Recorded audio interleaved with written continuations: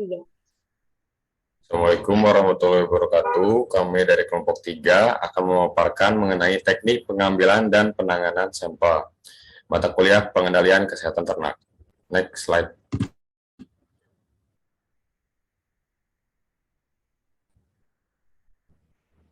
Nah, di sini kami ada 3 anggota kelompok. Yang pertama, saya sendiri, Fadil Fikar Hanif. Yang selanjutnya ada Fatimah Zahra Maulidia. Dan yang terakhir ada Andi Setiawan. Next slide. Nah, pengambilan sampel darah pada sapi di ekor itu ada 10 cara. Handling dan restrain hewan dengan baik. Yang kedua, basahi kapas dengan alkohol 70%. Yang selanjutnya pasang jarum vacuum thinner ke needle holder. Terus yang keempat, setelah terpasang, ambil tabung vacuum thinner. Yang selanjutnya, tentukan lokasi pengambilan darah pada vena cochialis atau ekor. Yang keenam, usapkan menggunakan kapas alkohol. Yang ketujuh, angkat ekor dan bersihkan. Yang kedelapan, lakukan venipuncture pada bagian tengah midline 10-15 cm dari pangkal ekor.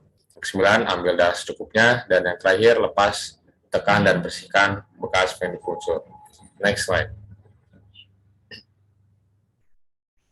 Nah, yang selanjutnya pengambilan sampel darah pada sapi di vena jugularis. Itu ada 8 cara. Ada 8 tahap. Yang pertama, siapkan alat yang akan digunakan. Lepaskan ujung jarum dengan spuitnya. Usap area kulit luar dengan kapas alkohol. Lalu ditusukkan ke vena jugularis sapi. Yang selanjutnya, jika darah terlihat akan menetes, segera pasangkan spuitnya. Dan yang keenam, tahan bagian barrel spuit, lalu tarik pelungar spuitnya perlahan. Yang tujuh, tekan area bekas jarum pada sapi dengan kapas alkohol. Dan yang terakhir, tutup jarum spuit dengan tutupnya.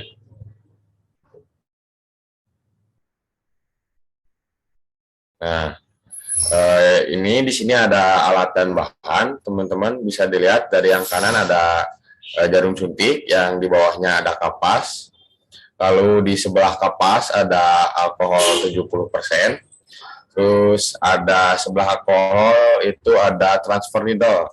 Terus ini yang di atasnya transfer needle ada vacuum thinner holder, yang terakhir ada vacuum thinner tube. Next slide.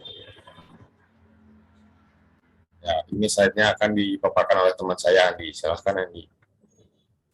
Baik, untuk pengambilan sampel feses pada sapi ada 7 langkah. Yang pertama, siapkan toples sampel dan diisi NaCl fisiologis. Lalu pakai glove plastik IB dengan baik. Basahi glove menggunakan air bersih. Ambil feses langsung dari anus sapi kurang dari 10 gram. Masukkan sampel feses ke toples sampel yang sudah berisi larutan NaCl fisiologis. Lalu penulisan label sampel, tulisan nama hewan, jenis hewan, sampel, jenis sampel, tanggal, dan waktu pengambilan, dan nama petugas pengambilnya juga. 7. Masukkan ke cooler box yang berisi es batu. Selanjutnya, alat dan bahan. Yang pertama ada stall container, ada juga, lalu di sampingnya yang kanan itu ada glove IB, yang di bawah kiri ada air bersih, yang di kanannya ada NaCl fisiologis. Lanjut.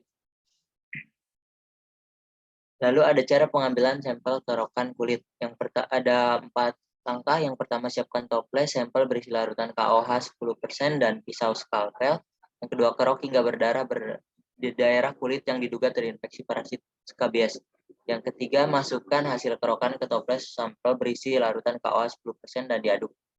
Yang terakhir, penulisan label sampel, tulisan nama hewan, jenis sampel, tanggal dan waktu pengambilan, dan nama petugas pengambil sampel.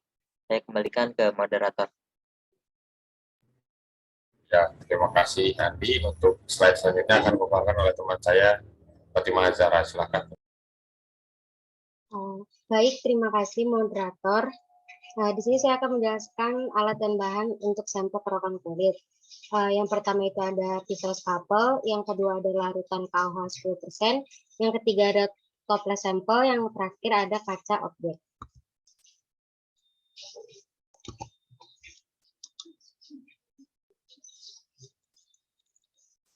Nah, selanjutnya tata cara pengambilan sampel swab. Yang pertama, handling dan restrain hewan dengan baik.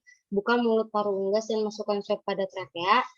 Yang ketiga, dengan lembut lakukan swab pada dinding trakea. Yang keempat, ambil swab sambil membuat gerakan memutar. Yang lima, letakkan swab pada konser dengan media transport.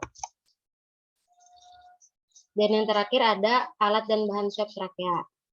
Di sini cuma memakai satu alat, yaitu universal spiral transport for virus.